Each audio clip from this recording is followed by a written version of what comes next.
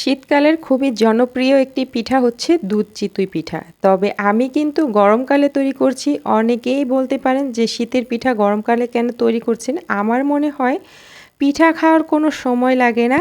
যেকোনো সময় যখন খেতে ইচ্ছে করে তখনই তৈরি করে ফেলা যায়। বিসমিল্লাহির রহমানির রহিম। আসসালামু আলাইকুম। আজকের রেসিপি দুধ চিতই পিঠা। পারফেক্ট পিঠা তৈরি করার জন্য প্রথমেই আমি এখানে নিয়ে নিয়েছি আতপ চাল এবং সেদ্ধ চাল। সারা রাত ভিজিয়ে ধুয়ে তারপরে এটাকে ব্লেন্ডার করতে হবে অথবা পাটায় বেটে নিতে পারেন। আমি আজকে চালটাকে ব্লেন্ডার করে তারপরেই পিঠাটা তৈরি করব। এই পিঠাগুলো একদম পারফেক্ট হয়। তো চালগুলোকে বেটে নেওয়ার পর এইখানে দিয়ে দিলাম লবণ স্বাদমতো। এরপর এইখানে অল্প অল্প কুসুম গরম পানি দিয়ে একটা পাতলা ব্যাটার তৈরি করতে হবে। এইখানে আমি 1 কাপ সেদ্ধ চালের মধ্যে 1/2 কাপ আতপ চাল দিয়ে তারপরে ভিজিয়ে রেখেছিলাম। সেই চালটা দিয়ে আজকে পিঠাটা তৈরি করছি। তো হাত দিয়ে অল্প অল্প করে গরম পানি দিয়ে, মানে পানিটা নর্মাল তাপমাত্রার না, কুসুম গরম পানি দিয়ে ব্যাটারটা তৈরি করতে হবে। তাহলে পিঠাগুলো একদম পারফেক্ট আর ফুলকো হবে। হাত দিয়ে খুব ভালোভাবে আমি এই ব্যাটারটা তৈরি করে নিয়েছি। এইরকম একটা পাতলা ব্যাটার তৈরি করতে হবে। ব্যাটারের ঘনত্বটা দেখে নিশ্চয়ই বুঝতে পারছেন। এই যে চামচের গায়ে একদম পাতলা একটা লেয়ার পড়ে আছে। এই চিতই পিঠার ব্যাটার খুব বেশি ঘন হলে পিঠা ভালো হয় না। এই পর্যায়ে আমি এখানে কিছু নারকেল কোড়া দিয়ে দিলাম। এটা অপশনাল, চাইলে নাও দিতে পারেন। এখন আমি পিঠা তৈরি করার জন্য, মানে দুধ চিতই পিঠার যে মালাইটা সেটা তৈরি করে নেব। তো এইখানে আমি একটা কড়াইয়ের মধ্যে দিয়ে দিলাম গুড়টাকে কিছুটা পানি দিয়ে খুব ভালো করে গলিয়ে নিব। অনেকেই বলেন দুধ চিতই পিঠা তৈরি করার সময় দুধ কেটে যায়। আজকের পদ্ধতি যদি ফলো করেন তাহলে কিন্তু দুধ চিতই পিঠা তৈরি করতে দুধ ফেটে যাবে না। তো এই যে গুড়টাকে গলিয়ে নেওয়ার পর এখন আমি ছাঁকনির সাহায্যে ছেঁকে নিয়েছি।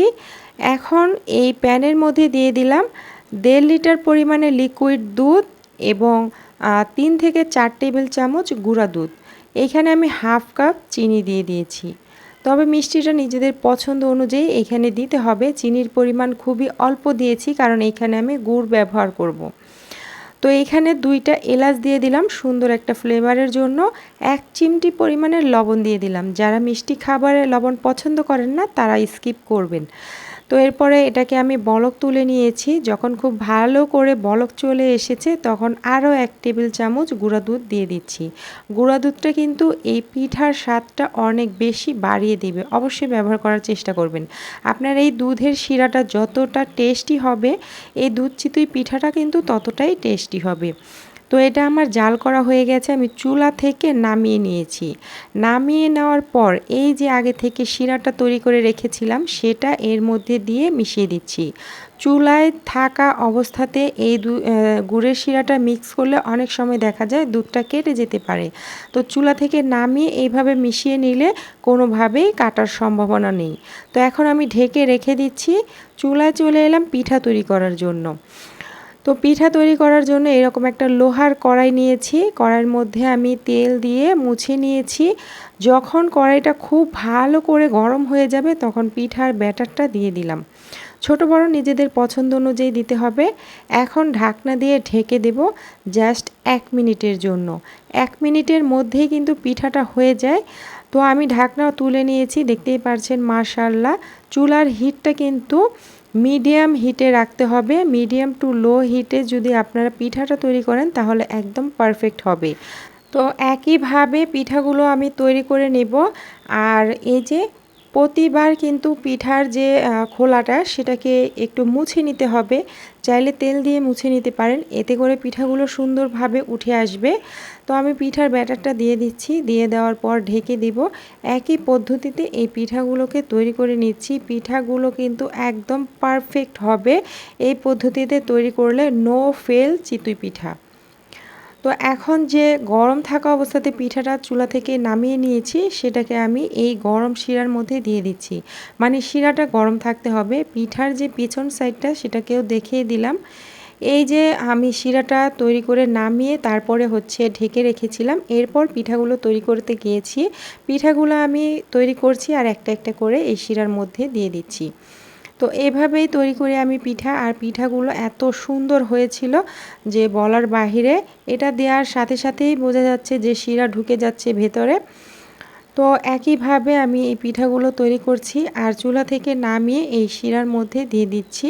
তো এভাবে করে সারা রাত যদি ভিজিয়ে রাখা হয় পিঠাগুলো, তাহলে কিন্তু একদম শিরা ভেতরে ঢুকে টইটুম্বুর হয়ে যায়।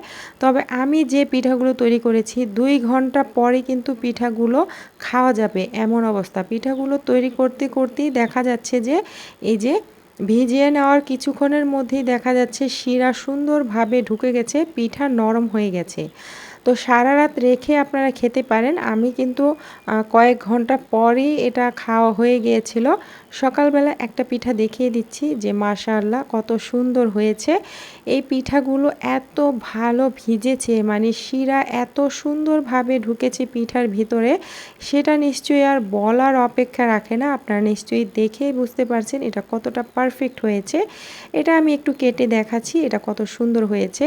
আজকের রেসিপি যদি একটু হলেও ভালো লেগে থাকে, লাইক কমেন্ট শেয়ার করতে ভুলে যাবেন না। এইরকমই সহজ রেসিপি পেতে চ্যানেলটিকে সাবস্ক্রাইব করে নিয়মিত পাশে থাকবেন। তো আজকের মতো এখানেই বিদায় নিয়ে নিচ্ছি। সবাই অনেক অনেক ভালো থাকবেন, সুস্থ থাকবেন। এতক্ষণ সাথে থাকার জন্য অসংখ্য অসংখ্য ধন্যবাদ। আল্লাহ হাফিজ।